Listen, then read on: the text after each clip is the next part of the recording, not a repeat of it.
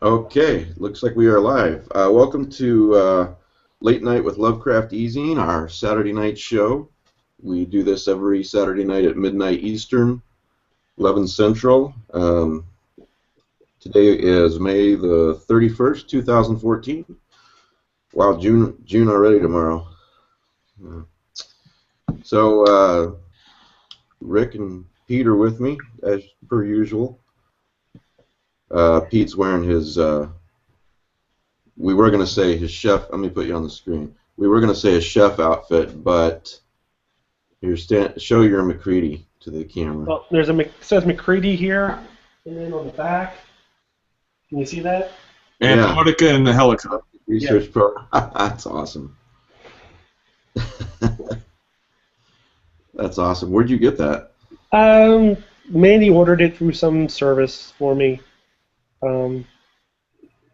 Yeah. It's one of my favorite shirts. Well, we're gonna obviously we usually talk about Lovecraft stuff. Sorry, I'm trying to do two things at once here. Trying to navigate over to the message board so I can see what everybody types. Huh? I'm gonna turn that. We used to talk about Lovecraft. We'll do that too, I'm sure.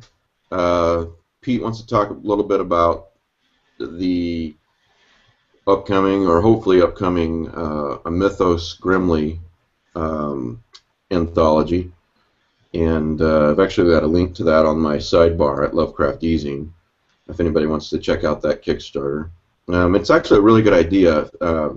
Fairy tales, Lovecraftian fairy tales. It's probably This came out of the blue.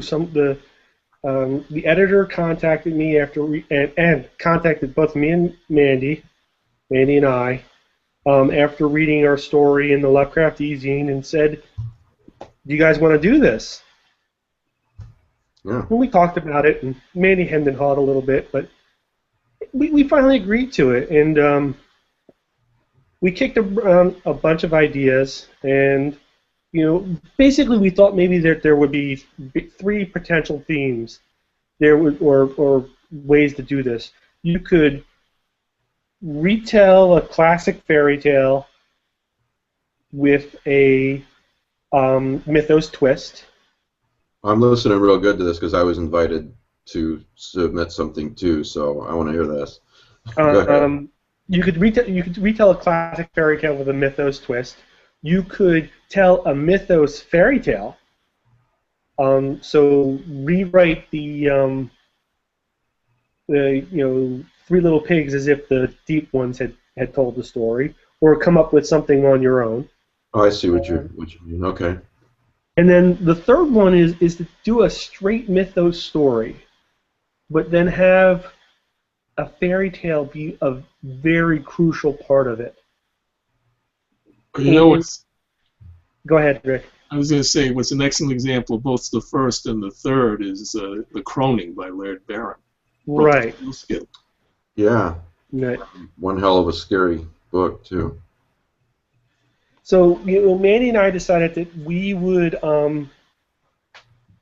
do something the third way around, and I said, "Oh well, I know how to do this." And for my upcoming novel, The Weird Company, which comes out in just a couple months, there's a section where we talk about Randolph Carter, who is an alien, is imprisoned in an alien body. The Nugsoth wizard, Scalba, Zkauba, and he's millions of years in the past, and he has to reside in this alien body, but he still has all his human memories and everything. So we're like, okay, so we're doing this. We did that story for the Weird Company, but I realized I wanted to do more stories about this guy in this situation. So we decided that Randolph Carter, as this alien monster, would tell basically the story of Goldilocks and Three Bears to an alien species to try and explain to them a certain moral position. And, of course, it goes horrifically wrong. And so that's the story. The working title was the Randolph Carter, no, Amber Chila and the Werepoi Fetch, but it's nowhere near that anymore. But go ahead. No, I'm sorry. Go ahead. I'm just checking to see where they're at on their Kickstarter. Yeah, the Kickstarter, it's gotten some traction in the last few days. Yeah, he asked me to link to it. I put it up. 3309 pledged of the Yeah. $10,000 goal with 8 days to go. You know, they can make that, and if he doesn't, you know, if he redoes it as an Indiegogo, he'd probably Right. do fine. You know. But, you know, even if you don't like Mandy and I and our stories, by the way, and somebody did buy our pledge goal, so we will write that guy into our story. There are some great writers who have stepped up to the plate for this. I mean, Joe Pulver, Joe's going to do it. E. Catherine Tobler, who was a Sturgeon Award finalist, and has published in Clark's World. John Claude Smith, Mary San Giovanni, who she was nominated for a Stoker Award. I love her work. Sylvia Moreno Garcia, Robert Price, Richard Gavin. Oh yeah, I saw you know, I don't know where Jeremy came from, the editor, Yeah, but he just kind of came out of the blue. I don't think he's done anything before, and it's a damn good idea. You know. I think anyway. You know, mythos, fairy tales. Yeah. So. Our friend Brett Talley. Mm-hmm. For everybody watching, if you want to. Our friend Brett Talley, William Michael, J.F. Gonzalez. I don't know who that is. Say that again. I think you froze a second there. J.F. Gonzalez. He's written. He's written some stories called Clickers and Clickers 2. They're about giant crabs that come up out of the sea and attack the world. Really enjoyable. And of course, Tom Lynch, Mike Griffin. Some just great writers coming out of this. Christine Morgan. Well, for everybody one of my watching, favorite. For everybody watching, if you want to make sure, if this sounds cool to you and you want to make this book happen, just go over to Lovecraft eZine's website, lovecraftzine.com, and I've got on the sidebar of any page there, if you scroll down a little bit on the left side, sidebar, I've got a link to a Mythos Grimly. Just click on the picture and it'll take you right to their Kickstarter. Yeah, and you know they've got some halfway decent levels to commit to. The lowest level's $5. If you're interested, I think it's worth your while. Take a look. Yeah, you know, there's a lot. We talked about this a couple weeks ago. There's a lot. It seems like there's a lot of anthologies out or coming out, Lovecraftian anthologies, and this is. They're not always the most unique ideas. A lot of them are. Some of them aren't. This, I think, is a pretty unique idea. Yeah, I think so too. And this will be like the third Lovecraftian fairy tale that I've written in the last couple of years, and of course, none of them have seen the light of day. They're all tied up in production hell. So, and hopefully that'll end soon. But this is interesting, and the art, I think, is really, really good. The cover art's there available on the webpage. It's got that old Cinderella feel to it from Disney, sort of a little angular. I really like that. It's also reminds me of the opening credits for Monsters Incorporated. Yeah. So, anyway, and a little take bit. a look at it. I'm sorry. I'm gonna pitch it hard. Yeah, that's the easiest way probably to get to it. Lovecraft eZine. In a little bit, we're doing an experiment tonight. Who knows if it'll work out or not? Who knows if anyone wants to call in? But I thought I'm gonna make this available. You know, when I introduced the message board into these video shows, people really liked it because they could interact with those of us who are talking here on the panel. And call-ins are the next step up to that. So we'll try that in a little bit, see what happens. X-Men, we were talking about before we started the show. Two thumbs up, right? Yeah. Days of Future Past. My wife and kid have seen it. They really enjoyed it. I stayed home with the girls, so. Wow, that's dedication. You did not go see X-Men? Well, the weekend, the 2 weeks ago, Peter and I went and saw Godzilla on the IMAX 3D screen. Mm-hmm. Mandy didn't have any interest in that. I knew that she was going to have some interest in X-Men. I'm all for mother-son bonding experiences. So, we would give 2 thumbs up for Godzilla, right? oh yeah, I really enjoyed Godzilla. Yes, is it a perfect film? No, but I really enjoyed it. I've not seen it, but you guys said there's even a small Lovecraftian element in there, maybe? Something like Small that. one. Yeah. Well, I don't Besides think the fact that a huge creature is... Well, I don't think we're spoiling. I mean, the secret's been out of the bag. If you go to any toy store or whatever, there's another monster in there. Oh, okay. I don't even Right. think I've even seen so much as the trailer for it. But Well, the American trailers didn't reveal it, but the Asian trailers did. Okay. All right, so this isn't really a Lovecraftian topic, but I'm sure we can twist somehow and make it a Lovecraftian topic. But we don't always have to talk about Lovecraft stuff. It's nice every once in a while to talk about something else. Lovecraft fans are horror fans, and probably interested in this type of thing, ghosts and the paranormal, that type of thing. So, I think Pete, you said you had a couple Lovecraftian. See, you can't get off that track. A couple real life paranormal experiences, and I know Rick has one, and I've got one, and I'll give out the phone number here if anybody wants to call in and tell theirs.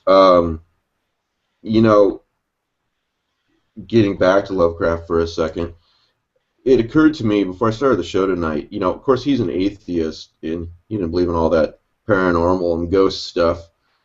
But I'm wondering, do you guys know, was he an atheist in his entire life, or was he like some people, he became an atheist at one point? You guys know? I don't. I get the impression that he was an atheist his whole life. I don't see anything in his letters which indicated that he was not an atheist prior. Yeah. And they go back fairly early. Yeah. Now he made some concessions to religious-minded readers, like in Dream in the Witch House, we have a crucifix freak out a witch. Right. So he wasn't going to be blatantly atheist. I mean, he doesn't. He never. I never felt that he was blatantly atheist, as some of the later Lovecraftian writers are, because he didn't want to lose his readership, who probably weren't atheists. Yeah. You got a Darwinian view from him, though. Say that again? You definitely got a Darwinian view in his later stories, but, at the Mounds of Madness or whatever. So he was relying on science a lot near the end. Yeah. Right. Yeah.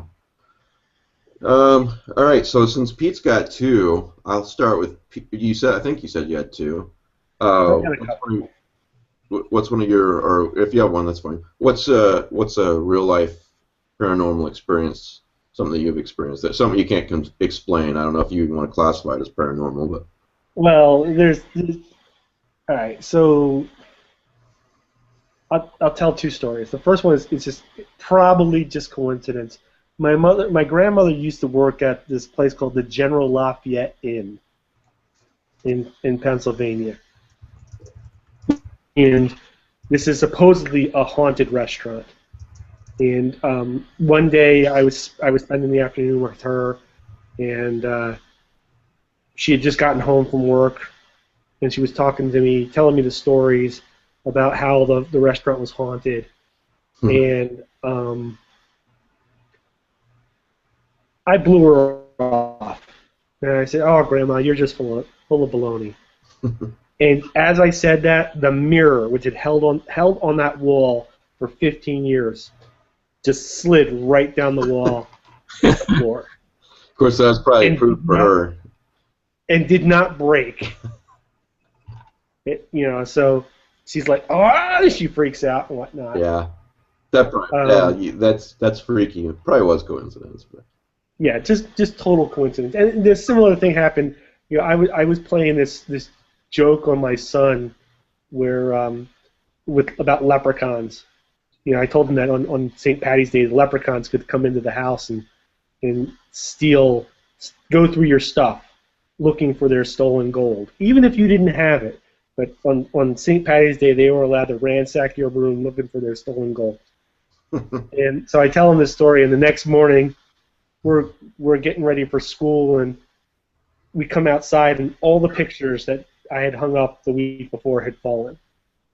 Why we weren't getting ready for school.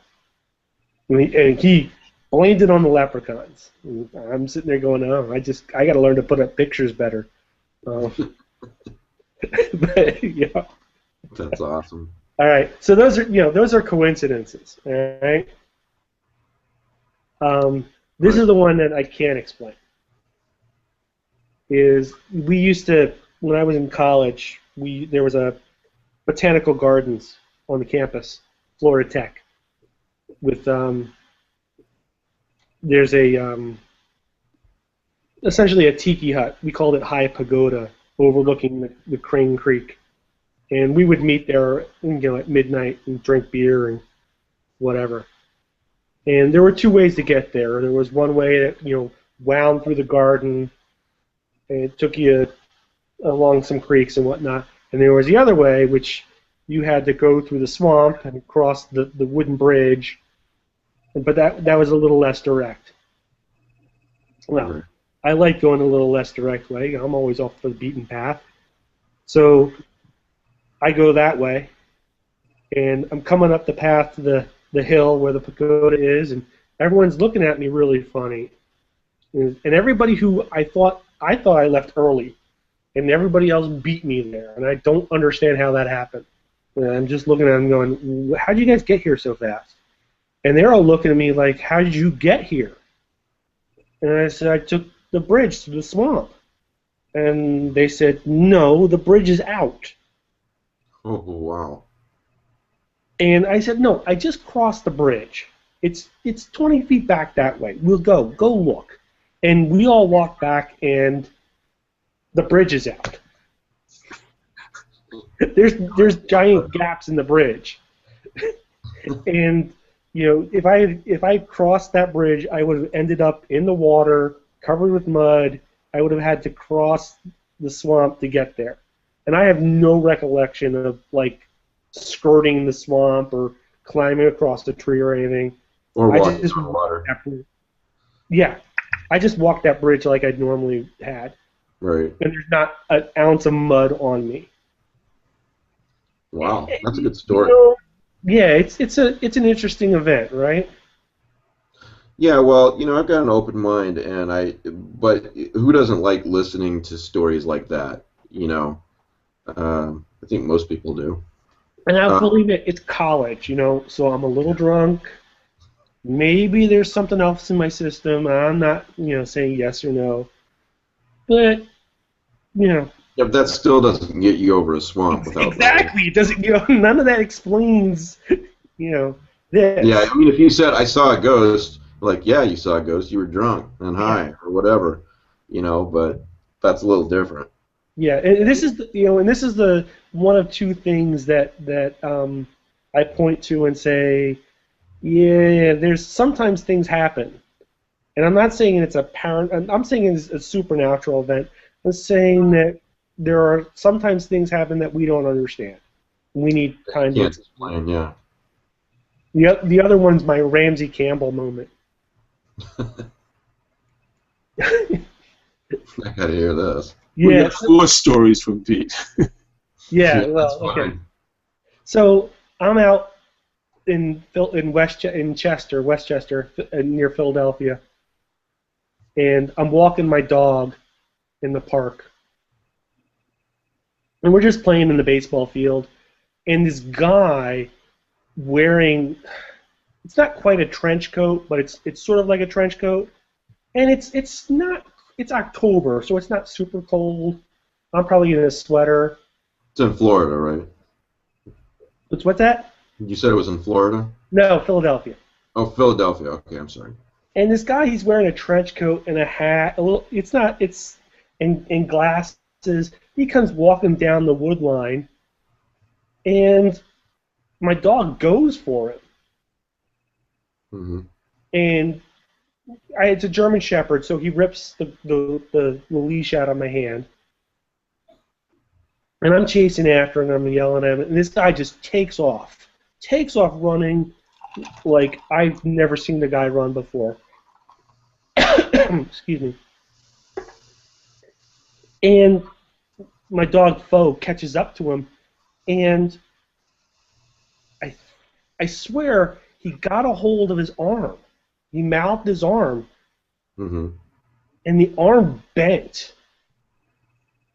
Oh, wow. Not at the elbow. It's like he was soft. Slender Man.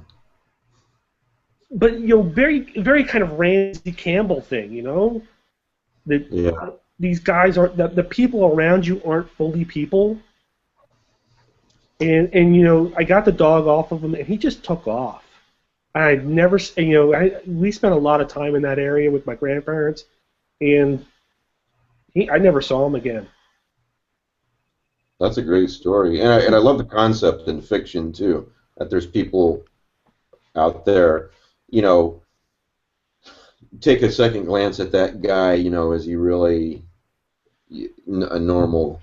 Is he really a person? Yeah. That kind of concept, It's one of the things I liked in the movie Mimic, where if you take one glance, it's a guy in a coat. You take a closer glance, it's a giant freaking cockroach. That's a pretty good movie. I mean, at first glance, it doesn't look like it is, but. And it's based on a Donald Wandry story, I think. On what? I think it's based on a Donald Wandry story. Oh, okay. It's based on a Weird Tale story. It's very, very short. It really has no bearing on the story that's in the movie, but that's where the idea comes from. Well, let me just I'll check where it came from. But yeah, those are my paranormal stories. All right, I'll tell mine now. Yeah, go ahead. I'm adding Kim to the chat. She wants to jump in. Go ahead, Rick. I'm in my furnished basement in Long Island, on the couch, watching television. I have no idea what I was watching. Something on my big screen TV I'm watching. And I get up to do something, and I see crawling on the floor a spider that's about the size of a quarter. Big mother of a spider. So I wasn't wearing I had taken my shoes off, so I picked up one of my shoes and crushed the thing. Mm-hmm. So I lift up the shoe, and I'm expecting to see this crushed spider. Instead, I see about over 100 little spiders. Like it disintegrated and cloned itself multiple times. So I just kept crushing it and I became Sean Connery in Dr. No. I just used that shoe up and down. and those corpses were there at least. Yeah. Swept them up with a tissue. But I don't know what that, was like was it a composite creature made up of little spiders? And I broke it up? I have no idea. There's your Lovecraft moment. Mm-hmm. So, what is? Hey, Kim. What is? Rick and Pete and Kim too. What are you guys' feelings on the supernatural / paranormal? I mean, are you right in the middle, or no or yes, or? I'm an agnostic. Mm-hmm. When it comes to, obviously there are, I'd like to think that the universe is rational, but I also know that shit happens. Weird shit happens. And who you gonna call? Exactly. Exactly. There's nobody to call. And yeah, I'm sure that there are rational explanations for a lot of stuff. Well, there are people who've tried to apply science to the supernatural. That was what all the spiritualists were doing, was ectoplasm, and they're in all these, they sound like Spengler on Ghostbusters. Right. Yeah. Right. My opinion on it. Go ahead. Wait a minute. Ah, shoot, it's been gone blank. Oh, Okay, we can okay. hear you. Okay, good. What the heck? Anyway, my opinion is that things that are considered to be supernatural or unexplained are just things that we haven't figured out how to explain yet. They're things that science does not yet understand. It doesn't mean that science never will understand them. It just means that they don't understand it for now.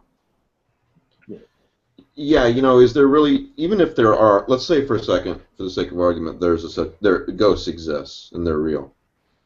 Are they really supernatural? I mean, they're part of the universe. I mean, what does supernatural mean? They're part of the natural universe in some way that we don't yet understand. Yeah. Well, there's a theory that they're recordings, which was in the. Sorry. The theory that what you're seeing, when you see a ghost, you're seeing a recording. Oh, like yeah. Yeah. And there's actually a British movie done by the guy who did the Quatermass. It was at a Lovecraft Film Festival. I can't remember the title of it now. Nigel Neal wrote a television drama, which went into this whole thing. And it was like, it was like a DVD. It was like there was this mansion where the walls were a particular character, and the stone tapes. Yeah, the stone tape. It recorded these weird things, and there were recordings under recordings. And if you get to the final end, you begin to see something Lovecraftian. I've not seen that. I'll have to check that out. The stone tapes? Yeah, I think it might be called the stone tape rather than the stone tapes, but that sounds like the title. Yeah. Did you say it was a movie at the Lovecraft Film Festival, or? When you went, not this year, but the prior year. Because I said, oh, you guys are going to come back after watching films. Yeah. Because that was one that was one of the ones they were highlighting. I'm gonna have to see if I can watch that one. That sounds pretty interesting. No, but I think that Kim is bang on. I mean, I spent a good portion today reading about the progress made in teleportation technology with quantum entanglement, and that just can't be an accident. If we can replicate it, it's got to be being used for something in the universe. Well, tell me a little bit about what you read, because I noticed the headline, but I haven't read it. Yeah, basically they've been able to transfer data from one particle to another. Right. They've been able to simulate the characteristics of one particle to another. It all goes back to this concept of quantum entanglement, which Einstein was really, really against, because it created spooky action at a distance. It basically said that if you have two particles that you can quantum entangle close together, and then you separate them, whatever you do to one will happen to the other, no matter how far apart they are. Right. Yeah. Which there's no bearing on it. Yeah, which is basically the beginning of teleportation technology. They actually see it for... It's instantaneous, too, because it's faster than the speed of light. Right. And that's just terrifying, for some people, that you can do something to this particle, and that particle over there will actually have the same reaction. Well, and there's no connection that we understand between them anymore. do you believe that people might unconsciously teleport themselves? That could be what happened to you in the bridge. Yeah, I don't know. You know, I have this bizarre theory that so you know the theory about universes. Every decision you make creates another universe, right? Because there's multiple decisions, right? But I also know that there's a finite amount of energy in the universe. So my theory is that if those decisions don't make two universes that are too different, they collapse back in on each other. So if when you run that red light and you blame it on the other person for running that red light, and you both have different memories of the event, it's because you're from two different universes. You know, I don't have much of a problem believing in the concept of multiple universes. I have a bit of a problem believing that a human being on this tiny planet making a decision to turn left or to turn right creates another whole universe. I'm more inclined to believe that he was at that intersection in a couple of universes, and in one he turned left and in another one he turned right. The universe was there all along. He didn't create it. Right. You know. Well, what I've thought about here is that maybe all those decisions, so all these decisions that we're making, they create all these different universes, but that's all local because nobody else outside our local space-time can see that, and none of it matters until we become part of the bigger sphere. You know, right, so it just affects, say, Earth and surrounding area, you're saying. Right. It only affects a few people. And until it impacts something else in a larger area, those decisions don't make a difference. So until aliens decide to breach our local space-time and say hi, all our different universes really don't matter. And they're not part. Our local space-time is separate from the rest of the universe. Well, speaking of aliens, that's part of this whole paranormal question too. Pete and Rick, whoever wants to answer, do you believe that aliens have visited? I think the word belief is a pretty loaded word because how do we really know? But I mean, what are your thoughts on it? I think something happened to those cows in the 50s. That was paranormal. I'm not sure it was aliens, but all those slaughtered cows they were finding. Yeah, yeah. We won't even go there with what happened to the sheep. Yeah, no. Sheep are just bad. Did I tell you guys that Danielle, when she was a prosecutor in Wait, Iowa? Prostitute. Sorry. Actually, Logan, one time when he was little, he's like, "I'm so proud of my mom. She's a prostitute." Yeah. I was like, "What?" No, prosecutor, son.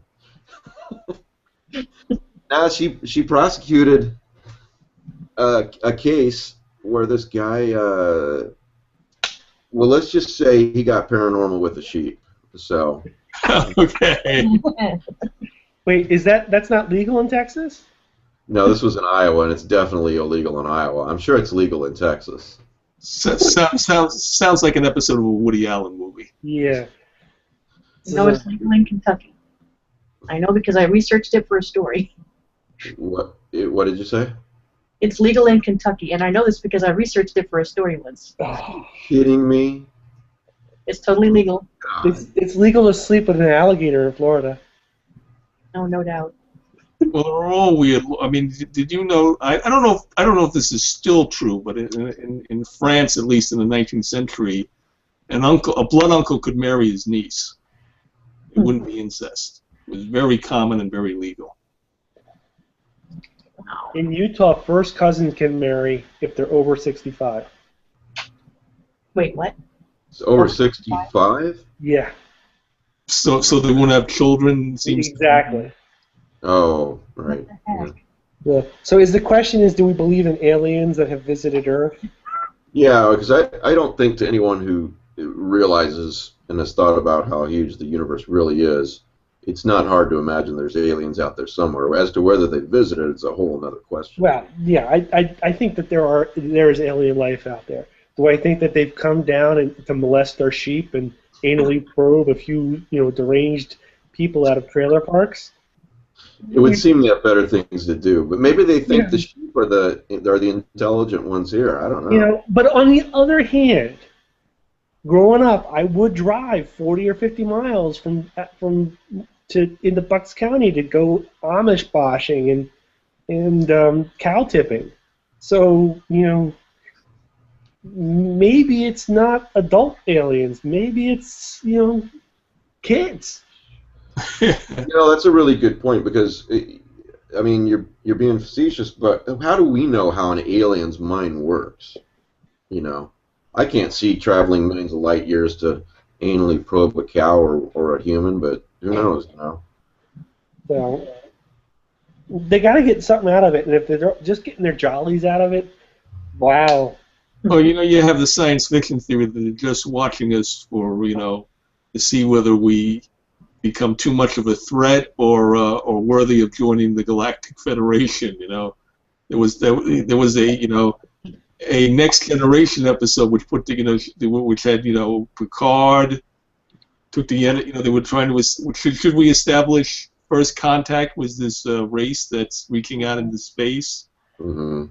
And they were sort of kidnapping people and robbing them of their memories and doing weird stuff. I don't remember that one. I'll have to check that out. They were like Vulcan type people. They had weird foreheads. Yeah. And they were semi-paranoid. There was a paranoid faction. Yeah, I remember that.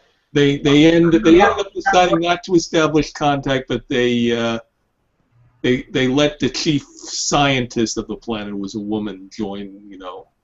Go up into space with them. Yeah. If anybody knows the name of that episode, post it, or I want to see that. I don't think I've seen that episode. Are you guys familiar with the Fermi paradox? I've heard the word.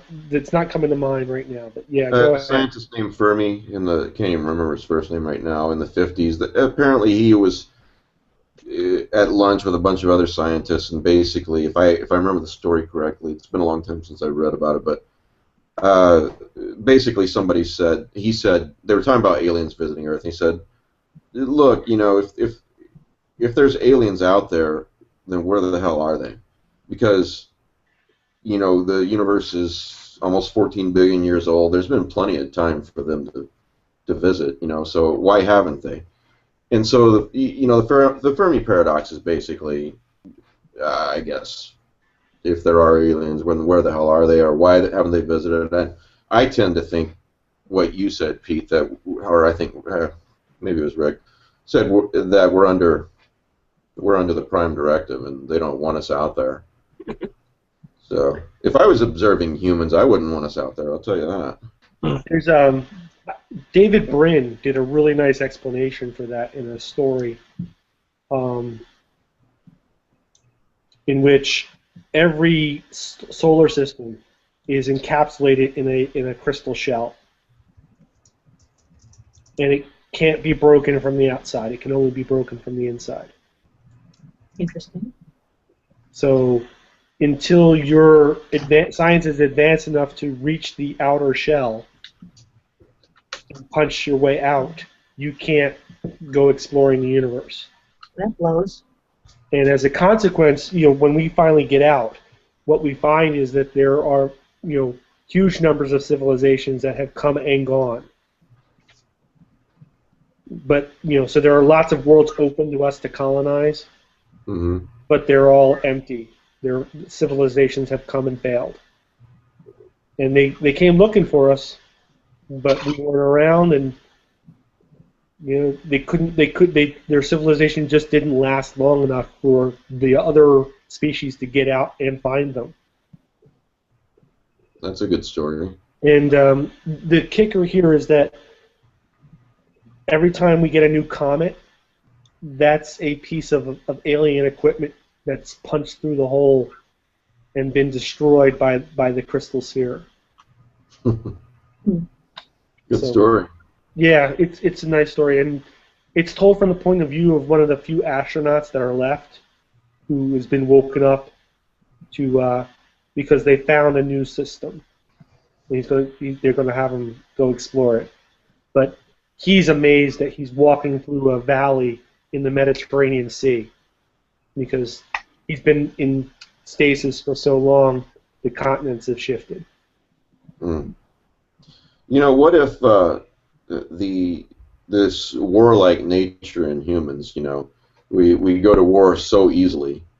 What if that's a real anomaly among intelligent races in the universe? And, you know, we're pretty much the only ones, or very, very few races are like that. And they look at us and like, what the hell? No way, we're not letting these guys out. Not for a while, anyway. You know? Yeah, well, yeah. I think it's a mistake to assume that any spacefaring race that finds us is going to be inherently peaceful, because look at us. We've been to the moon. We're going to Mars. We're about to be spacefaring. And look at all the crap we do to each other. Well, you're absolutely right. Look at what happens when, in essence, we visited another planet in 1492. I mean... Exactly. You know, visited the New World and immediately began the process of killing everyone and making them slaves, and/or. Which makes you think that if they haven't visited us, it's because we don't have anything worthwhile here. No minerals that they need. Well, you know, if races are indeed like that, like Kim said, they might be. You know, it goes back to that Lovecraftian thing of hopefully they won't notice us. We stay beneath their attention. Artificial lights won't do a thing. I'll ignore them. Well, Lovecraft had secret mining operations in The Whisper in the Darkness. Right. Bruce Sterling in his Matrix series. There's an alien species that is bypassing Earth because they're not interested in our mineral rights or our biology or whatnot, because frankly all that's easy to reproduce and cheaper to get elsewhere. But what they finally come for is our art. Art is the one thing that is subjective. So eventually our movies will cause the aliens to conquer us. Yeah. Great. Yeah. That's like the old Saturday Night Live routine. The message from outer space. Send us more Chuck Berry. Right. I do like. There's one story, and I can't remember who wrote it, but I absolutely adore it. It's I think it's a 1950s story. It's about a guy who he mails a letter to his mother who lives down the road, and it gets there in 5 days. But he mails the same day he mails a letter to somebody who lives thousands of miles away, and it gets there in the same amount of time. So he just keeps addressing letters to farther and farther away places, and he keeps getting there faster and faster. Wow, weird. And he finally addresses a letter to an alien planet. And he drops it in the mailbox. He goes back to his house and he opens up the door, and there are the aliens. And they're like, "Congratulations, you figured out the universal postal system. You are now qualified to become part of galactic community." Nice. Or actually, the key could be video games. What was that '80s movie? It just went out of my head. The Last Starfighter. The Last Starfighter, yeah. The Last Starfighter. We're going to say that Arkham Asylum will cause the invasion of Earth. Right. I like what they did in Contact, where when we first got our first communication from space, and what was it? It was Hitler opening the Olympics. Yeah. 1920, whatever. You never know what's going to go out there. Yeah. But how it's going to be interpreted. By the way, that Star Trek episode was called First Contact, not to be confused with the more famous movie. One of the better Star Trek movies too, the First Contact movie. So obviously they made the TV series that episode before they decided to have a movie called First Contact. I'll check that out tonight. All the Star Treks I think are on Netflix streaming right now. Yep. So is Carrie this month. Oh yeah. Yeah, the original. I haven't seen that in a long time. No, but I think we talked about it. It's going to be part of my son's moviecation. I think it's an important film for him to understand. Not because it's anti-bullying, or No, it's just part of our cultural set now. See what happens when you bully. Yeah. I'm thinking more along the lines of they're all going to laugh at you. Yeah, but you'll get them all back with mutant powers. Exactly. So we heard from Pete. Rick, what's your thoughts on is there such thing as a paranormal and so on? Well, I'm kind of like with Kim. I think some of it's not explained yet. It's like that Arthur C. Clarke comment that every level of science is at one point magic. Right. Yeah. Any sufficiently advanced technology is indistinguishable from magic. Yeah. Well, something that I like to say is that if you took a light bulb back in time 500 years and got it to work, you'd have been considered a sorcerer. Mm-hmm. Take it back 1,000 years, you'd be considered a god. Now consider the things in the Bible that we can do today, like destroy cities with a nuclear bomb, bring people back to life in ERs. That happens every day. There's a lot of stuff in the Bible that we can do today. Yeah, that's a good point. The problem is bringing I wonder if technology. God wasn't a time traveler. One problem is bringing technology back and maybe relying on things that aren't in the previous age. Because I remember this Marvel comic book story where this guy goes back in time and he's going to show, like it's like in King Arthur's time, he's showing all these. He's going to be, like a Connecticut Yankee in King Arthur's court, going to show all his fancy things. So he tries to turn on the radio. Yeah. Well, And there are no radio stations. Yeah. Good luck catching those radio waves, buddy. Okay, so there's a legend. There's a legend that when Marconi turned on the first radio, there was already number stations going. Oh Really? yeah. We talked about number stations. That's an awesome topic. Yeah, so that would be kind of cool if you took your radio back in time, turned it on in King Arthur's day, and there's some guy just chanting numbers endlessly. Well, yeah, that would make a sci-fi story. Let's say you're a time traveler and you not even thinking about it, you accidentally take a transistor radio back with you or something, small, and you're like, oh, you're back 500 years ago, and you're like, oh, let's turn it on and see what it sounds like. I know I'm not going to hear anything but static. But then you hear something. Well, isn't this the theme behind Cody's story, where they're developing the first television and there's already television out there? The receiver's already receiving something. Well, I don't think I've read this one. Yeah, it's a little pamphlet he put out. What's the name of the story? I can't remember. Let me see if I can look it up. Okay. Well, there used to be a theory that static was the voices of the dead. Thomas Edison, I think. Yeah. I only know that there's a Doc Savage novel called The Pirate's Ghost, which is all based on that theory. Edison was a bastard. Sorry. He ruined Nikola Tesla. Oh. And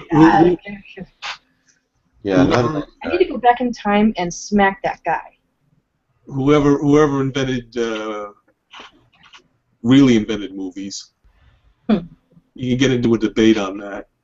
There's a story by Laird Barron called The Hand of Glory, which brings up this guy who was in California who technically made the first movie, Edward Mulrich.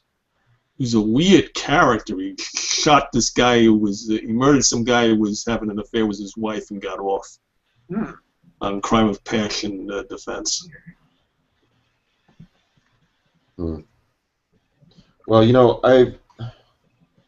I'm I'm like Pete. I'm pretty agnostic. I'm atheist, but I'm also very open-minded. Uh, if there's evidence for something, strong evidence or proof, then I'll believe it. To me, belief is, I don't know what belief means. It's just, I believe something if there's proof for it or if it's in front of me. It's pretty much that simple. Um, so I got an open mind. If there's evidence for something, I'll quote unquote believe it.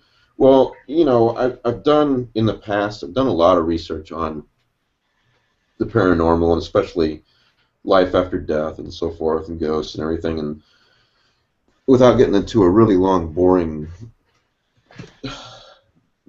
version of everything I studied, story of everything I studied, it seemed to me that reincarnation was the most if there's life after death, the form that seems to be most likely it takes is reincarnation. There's some pretty compelling evidence out there for it. Yeah, that sounds the most logical. Mm-hmm. I used to read a lot of Dennis Wheatley, who was a major influence on British horror, and he was very much into that. And he had made some convincing arguments for it, which were better than.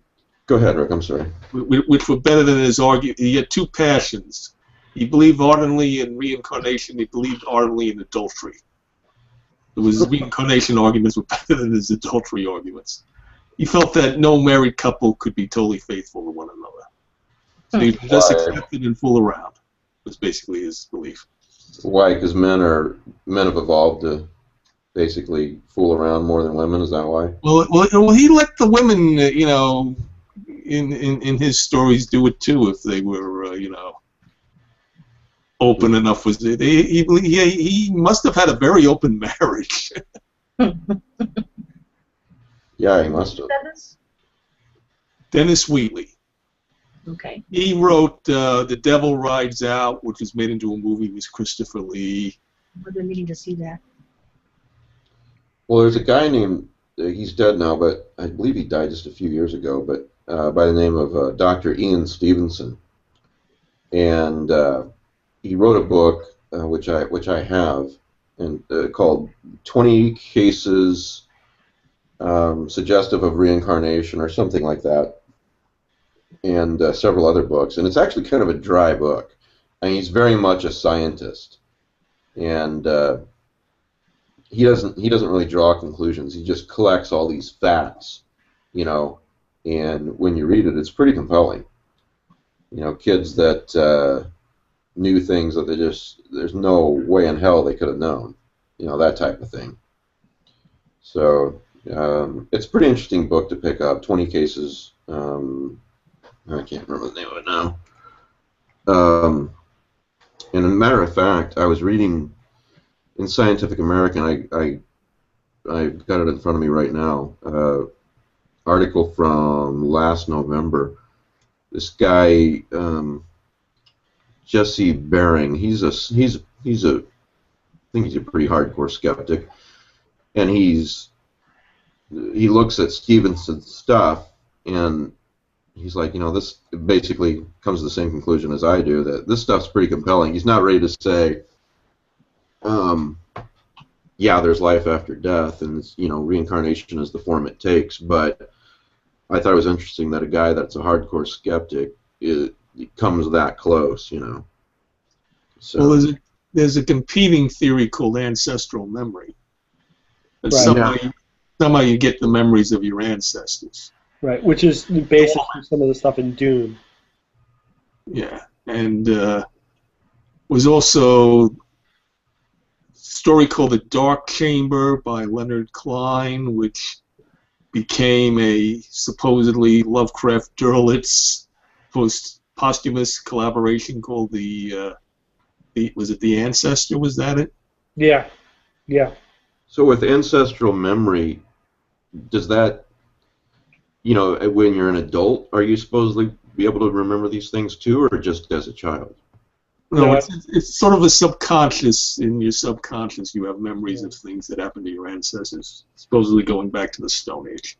Well, he refused to.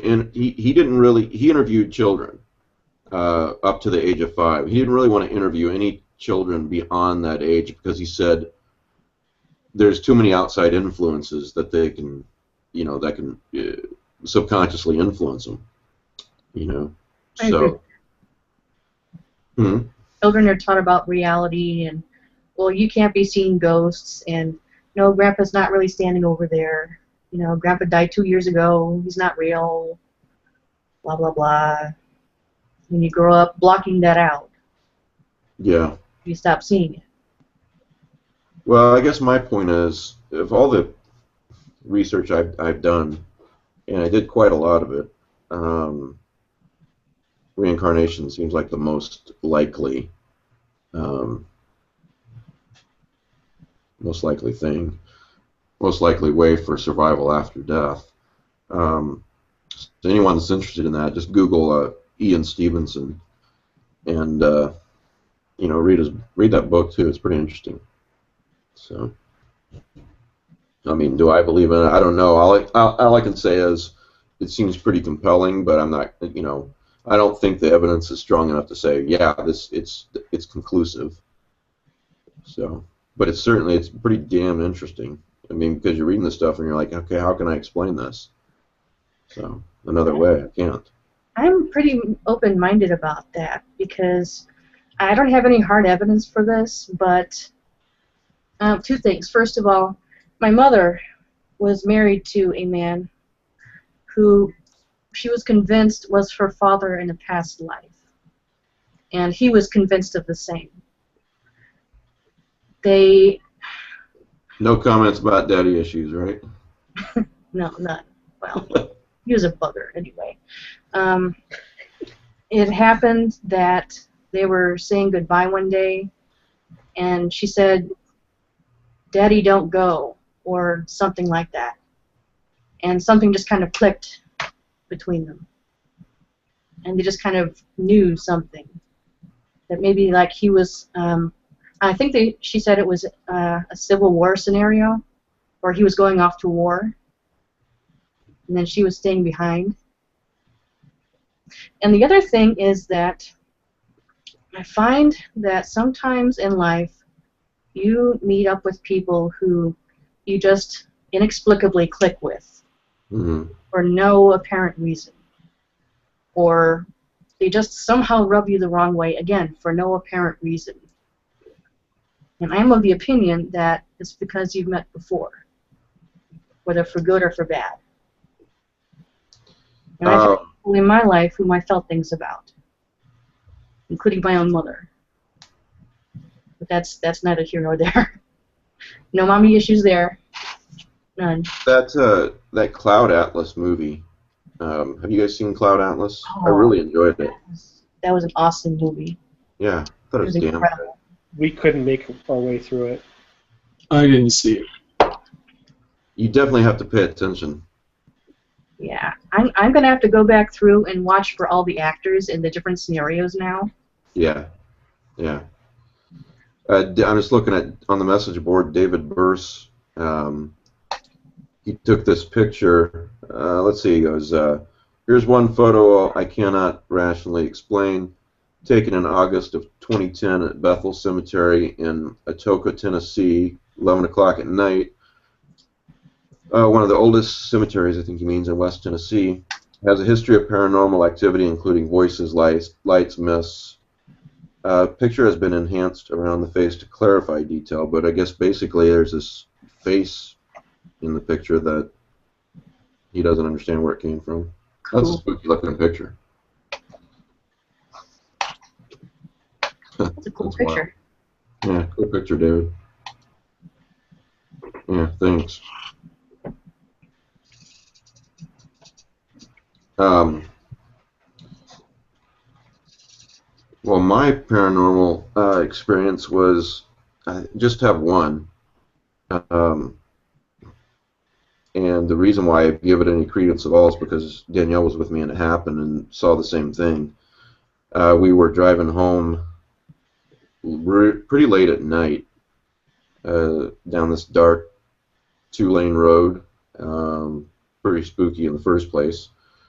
And suddenly I was driving, and suddenly it was like this. If you can imagine a shadow of a person, two-dimensional but standing upright. That's what it looked like that we saw. It ran real quickly from right to left in front of the car's headlights. And I mean extremely quickly. And then we both started talking about it, and it turned out we saw exactly the same thing.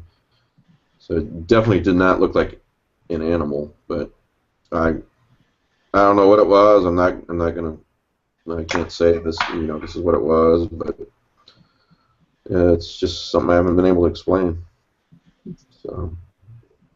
Now, I myself have two, both having to do with UFOs. First was that I actually saw a UFO once. I was driving down a road. It was a long trip, and I saw a light in the sky. And as I looked, and admittedly I should have been watching the road a little better, but as I looked... Now, you're not supposed to UFO and drive, right? Right. No UFOing and driving. I don't want any kids out there to no bad examples. No. Okay, sorry. Anyway, as I watched it, the light kind of slowly disappeared, like it was going away from me, and that was all for that one. How far away was it? How long did you see the light? Like 5 seconds, longer? Oh gosh, quite a few seconds. I would say more than 10 seconds. I would say. Okay. And I was going like back and forth between that and the road, just so no one misunderstands. It was on a highway too, and I was fairly alone, so. But anyway, that's kind of unexplained. So it was probably an airplane, but who knows. Second thing was that I had an unexplained emotional reaction to a picture of a UFO once. I was having dinner at my grandma's house, or her condo, and she was off in the other room on the phone, I think, and I was watching a news show. They were showing pictures of the Belgian triangles, and when that came on the screen, I had a fear reaction, like knee-jerk terror, get me the fuck out of here, keep that away from me kind of reaction. Like they've been abducting you and wiping your memory each time afterwards, kind of thing. Possibly. I do not know. I have zero memories of such a thing happening. Or it sounds like almost something that could have happened in a previous life. That could be as well. And in fact, that is another possibility that I have considered, because I have since seen pictures of trains that have that formation of lights in front of them, which makes me wonder, maybe I was hit by a train once, and seeing that picture makes me think of that. I do not know. Well, when I see books on the shelf at Barnes & Noble, like Heaven is Real, I visited, or, stuff like that, I kind of inwardly roll my eyes because it's all anecdotal. And I don't have a problem with people believing that stuff. I truly don't. I have a problem when people say, me telling you is proof, because it's not. It's just an anecdotal. It's anecdotal evidence, which really isn't evidence at all. So being that type of person, still these reincarnation cases seem fairly compelling to me. So, yeah. So, yeah. Ian Stevenson, check him out. It's pretty interesting to read. Wounds that, one of the things was wounds that killed a person, or scars that they had in the previous life showing up as birthmarks in their current life, that type thing. So. I've heard that too. Yeah. And actually, it's funny. I I've always had trouble with my right eye, and one of the things that I was told was that I was pierced through the eye during a previous life. Who told you that? I can't remember who it was. It was a friend, I think. Yeah, well... I still have trouble with that eye. I mean, whenever I put my contacts in, that's the one that always gives me trouble. And that's the contact that always rips first. Well, you've had some. If this was true, you've had some very bad previous incarnations. You've been hit by a train and pierced in the eye by an arrow or something. You know, I once had a guy tell me that in another previous life, I was tortured to death by a jilted lover. So shit. The interesting thing about I die in my sleep this time. The interesting thing about the Ian Stevenson stuff is he found no evidence whatsoever of that karma has any play with reincarnation, you know. So I thought that was interesting. So what's some good, Pete and Rick are the right guys to ask this question. What's some of the best stories that I mean, in fiction, you mean? Yeah, in fiction. Yeah, what do you think are some of the best ones? About reincarnation? Yeah. Well, She by H. Rider Haggard would have to be up there. Yeah. I'm looking. I can't think of the name of it right now. Hold on, I'm looking it up. What's She about? Oh, that's about. There's this high priestess in Ethiopia who, in this lost civilization, Ethiopia, who's waiting for a reincarnated lover. Ooh, cool. She has to, you know, he has to. Well, he's dead, so he has to wait like 200 years or hundreds of years. I'm not sure what the time. This goes back to ancient Egypt, and it takes place in the 1880s. So it's like whatever that time period is. She has to wait for him to be reincarnated before she can find peace. There's also, Go ahead. I was saying there's also a sequel called The Return of She. But H. Rider Haggard, who wrote also King Solomon Mines, did a lot with reincarnation. He probably has about 20 books that have that theme. Jack London also has a book called The Jacket, I think. But The Star Treader is the more common title. Where he's got this guy who's in solitary confinement in prison who's remembering all these past lives, like he was a soldier who helped crucify Christ and all this other stuff. Yeah, they're always famous. Yeah, you can't. I was never just a sheep herder or anything, you know. What were you going to say, Pete? The movie I was thinking about is with Kenneth Branagh. It's called Dead Again. Oh, that's a great movie. Yeah, and I have a little. So I'm watching this movie in the theater when it first came out, and I turn to the person I'm with and say, "This movie sucks." He's remembering what she should remember, and she's remembering what he should remember. Yeah, they've crossed sexes here, and you know, if there's anything I can't stand, it's bad continuity, and of course that's the whole point of the freaking movie. Yeah. You know? But I had become so jaded with bad film at that point that I had missed the fact that this was the whole point. The point was that the man was reincarnated as a woman, and vice versa. Yeah. That's a very good movie. It's also on Netflix streaming right now, I believe. Yeah, I remember Robin Williams has a couple cameos in that movie, and he's like, "Wow, he tells Kenneth Branagh, wow, you were really hot."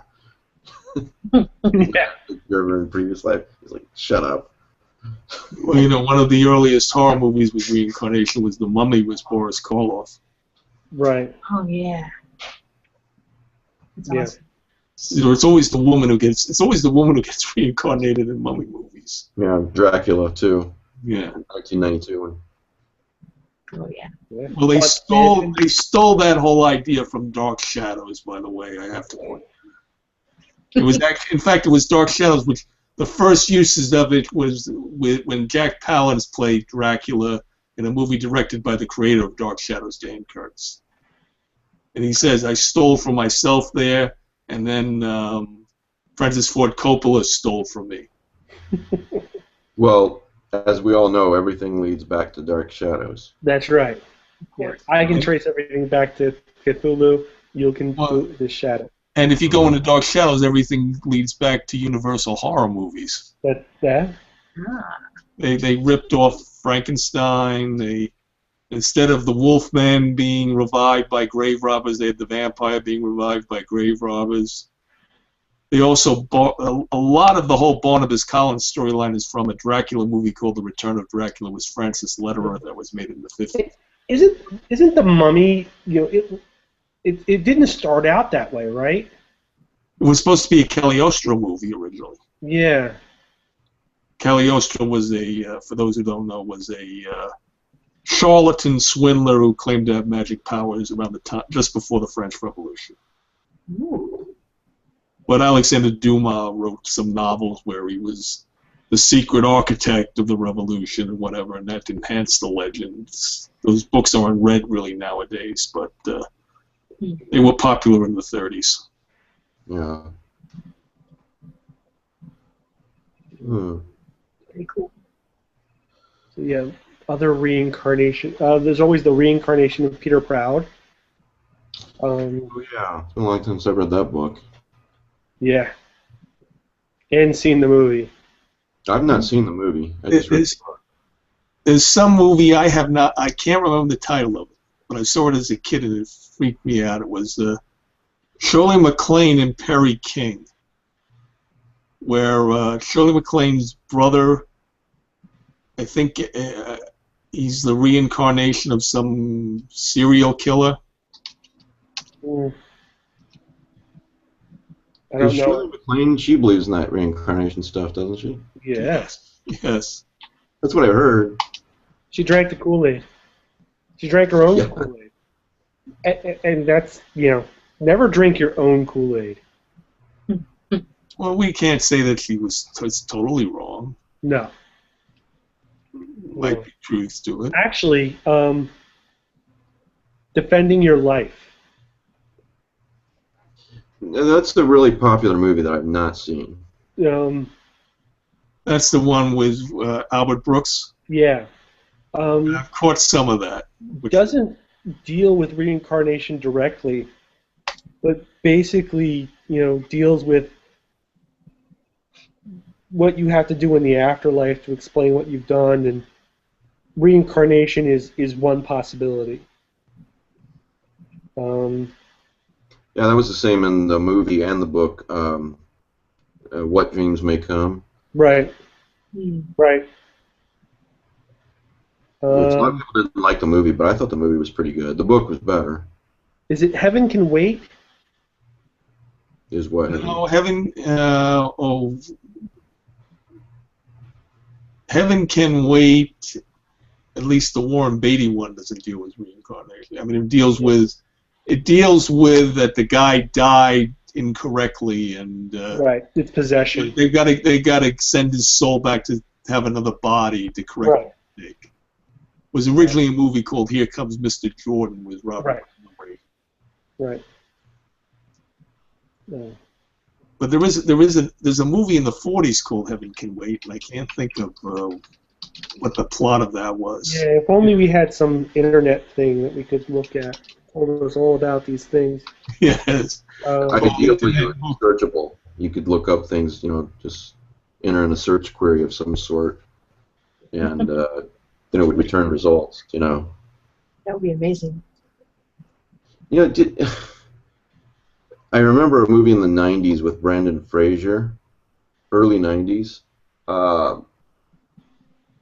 and he's talking about his college thesis or something like that was that interactive cable in the near future is going to save the world because everyone's going to have a voice, And I watched that movie and I thought, man, he's describing the internet before there really was an internet, although there was kind of at that time, but there are a couple books Peter Hamilton's dysfunctional universe, which is essentially, from what I can remember, is his universe is a artificial one. It's a computer program, and so you have the opportunity to bring everybody back anytime, because you can. And in many ways, are those people you bring back sentient? Yeah.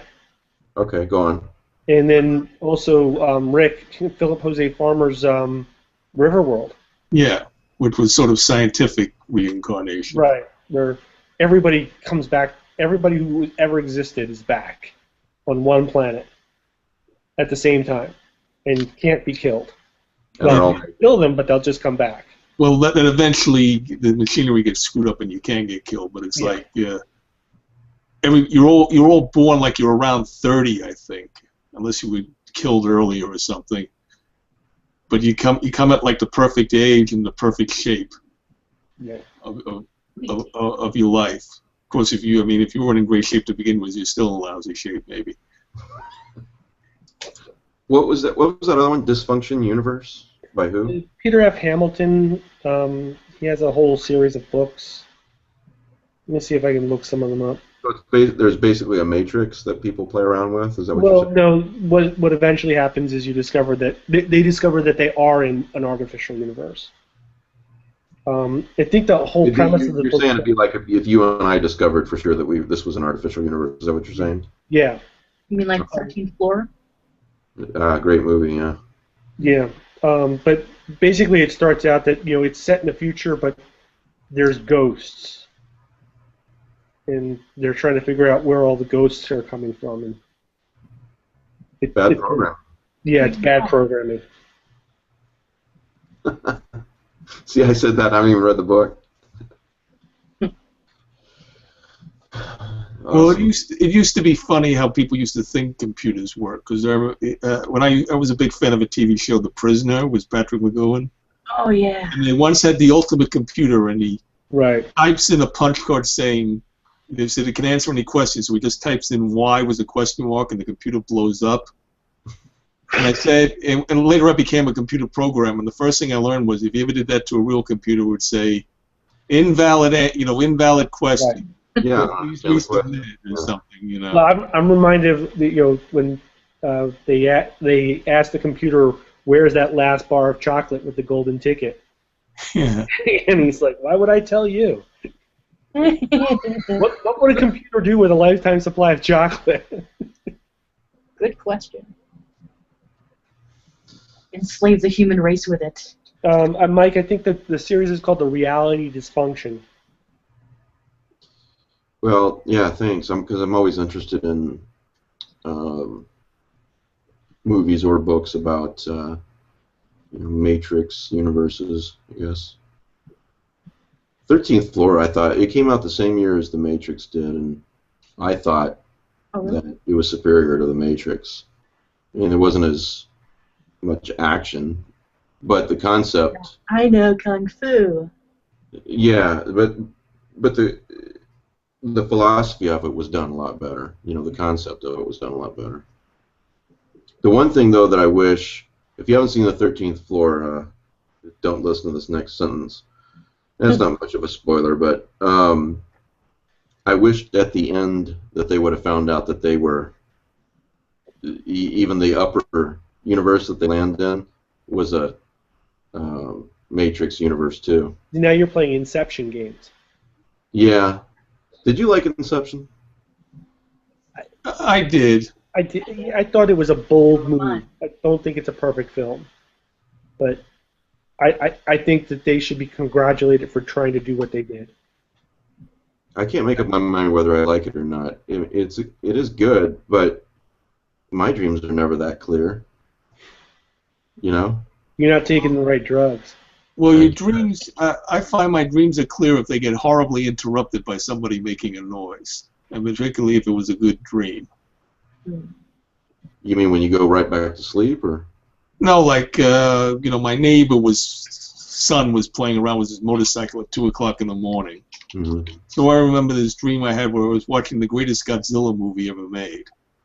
Right right before the the new one came out. It was sort of like every time travel, aliens from outer space, other monsters. Every New York was getting destroyed, everything, and I said if I hadn't been interrupted, I'd probably totally forget this dream. But just because it just got interrupted and I woke up at 2 o'clock in the morning, I remembered it. Yeah, mine are not clear at all. So while I'm watching Inception, I'm thinking, they're basically visiting parallel universes here, and I don't do that when I dream. Yeah, but there are people who if you read Lovecraft, you can and read his letters. A lot of his stuff is just dream transcriptions. Yeah, that's true. And a lot of writers say they do that. That they can pull things right out of their dreams and write them down. Well, if you write them down like right afterwards. Yeah. That was sort of like the famous story of Coleridge wrote the poem Kubla Khan. Right. Supposedly he had an opium dream, and some guy from the town of Porlock came in and woke him up, or not woke him up, knocked on the door or something, and he never finished writing the poem. Yeah. It's unfinished. Of course, I've read that everyone dreams every night. You just don't remember it, and maybe I have incredibly clear dreams and I just never remember them. Who knows? Well, you might remember it also if it was a nightmare that ended at a bad point. You had to wake up. Yeah, my nightmares are more vivid, but they're based on reality. Well, sometimes it's like you'll wait. There were dreams where you wake up and you're still dreaming. Mm-hmm. Wake up in the dream. Have you ever woken up from a dream and said, I want to go back to that, and been able to do it? No, I've woken up from a dream and wanted to go back to it, but I've never been able to do it. I'm able to do it. I can get back into that dream. On certain rare occasions, I can do it. I've woken up before and then gone right back to sleep and then picked up the dream without necessarily wanting to. Yeah. Just intermission. Kind of Yeah. It was an intermission. yeah, maybe. You ever have like some regular place you're always visiting when you dream? Yes, all the time. You My like- grandparents' old house. Well, I pretty much grew up with them living in that house, and they only moved out of it probably less than 10 years ago. But I still dream about that house and the subdivision. Like I'm driving down those roads or turning into the subdivision, and always in that house, there are places in that house that I dream about all the time, all the freaking time. Well, I have this weird place I go to, which is sort of, it's a merger of high school, college, and graduate school. It's mainly high school, but it's got, it's like there are elements of each part of my education in this. So I'm mainly a high school student, doesn't feels very insecure. So you're probably naked in class quite a lot. Yeah, that type of thing happens a lot. My condolences. But I mean, it's sometimes like the architecture of the school combines all three different schools I was at, so it's kind of weird. Wow, that's cool.